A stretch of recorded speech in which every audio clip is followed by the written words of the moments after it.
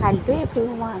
তো এটা দুবরাজপুর যাওয়ার পথে, মানে আমার বাবার বাড়ি সিউড়ি যেতে গেলে তো দুবরাজপুরের রাস্তা দিয়েই যেতে হয়। তো রাস্তায় যতগুলো প্যান্ডেল পড়ে, দুর্গা প্যান্ডেল বা মন্দির, প্রত্যেকটাই আমরা দেখি। তো এই বছরও তার ব্যতিক্রম হলো না। একটা মন্দির আমরা দেখলাম, দুর্গা মন্দির, যেখানে দেখলে হানসিকা প্রণাম করছিল শিব ঠাকুরকে, কৃষ্ণ ঠাকুরকে।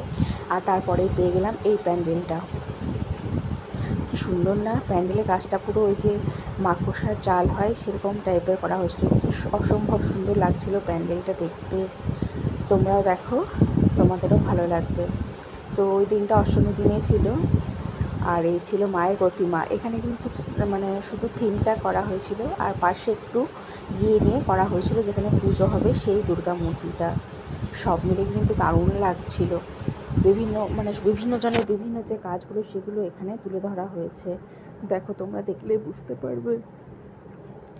বিভিন্ন জনের যে বিভিন্ন রকম কাজ থাকে সবই কিন্তু মানে এই সাজসজ্জার মাধ্যমে পুরো যতটা পেরেছে ওরা কিন্তু ক্যাপচার করেছে। আর এই যে ঘুরছিল একটা চক্রর মতো, সুদর্শন চক্রর মতো, ওটাও কিন্তু দেখতে আমার খুব ভালো লাগছিল। আর কতগুলো দেখো পুরস্কার পেয়েছে।